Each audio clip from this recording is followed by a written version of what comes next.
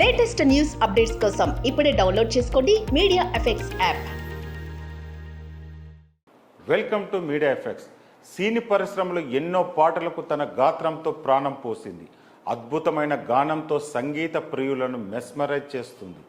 తెలుగు, తమిళ్, మలయాళం, హిందీ, పంజాబీ భాషలో అనేక పాటలు పాడి ఆకట్టుకుంటుంది. అమాయకపు చూపులతో ఎంతో క్యూట్గా కనిపిస్తున్న ఈ చిన్నారి ఇప్పుడు అత్యధిక ఫాలోయింగ్ ఉన్న సింగర్. ఇటు కోయిల గానంతో ఫిదా చేస్తున్న ఈ బ్యూటీ అటు అందంలోనూ హీరోయిన్లకు సైతం పోటీనిస్తుంది. ఎవరో గుర్తుపట్టగలరా? విజయ దళపతి నటించిన బీస్ట్ సినిమాలో పాపులర్ అయిన అరబిక్ కూతు పాటను పాడిన అమ్మాయే ఈ చిన్నారి. గుర్తుపట్టగలరా? తనే సింగర్ జోనితా గాంధీ. సౌత్ ఇండస్ట్రీలో ఎక్కువ ఫ్యాన్ క్రేజ్ ఉన్న సింగర్ తనే. మ్యూజిక్ లవర్స్కు ప్రత్యేకంగా పరిచయం చేయవలసిన అవసరం లేని గాయని. 4 ఏళ్ల వయసులోనే సంగీతంపై ఆసక్తితో స్టేజ్పై ప్రదర్శనలు ఇవ్వడం స్టార్ట్ చేసింది. వెస్ట్రన్ అంటారియా యూనివర్సిటీలో రిచర్డ్ ఐవీ స్కూల్ ఆఫ్ బిజినెస్లో అకాడమిక్ ఎక్సలెన్స్ను కొనసాగిస్తూ బిహెచ్ఎస్పి, హెచ్బిఏలను పూర్తి చేసింది. మరోవైపు గాయనిగా కెరియర్ కొనసాగిస్తుంది.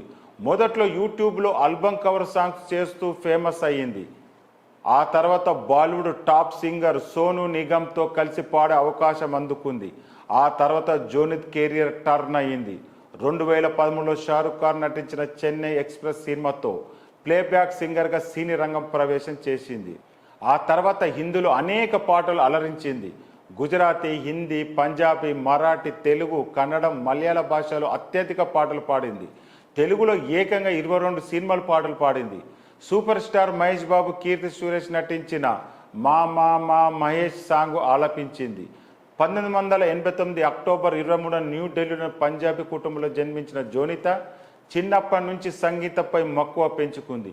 ఇక సోషల్ మీడియాలో చాలా యాక్టివ్గా ఉండే జోనితా నిత్యం latest stunning glamour photos share చేస్తూ హీరోయిన్లకు సైతం పోటీ ఇస్తుంది.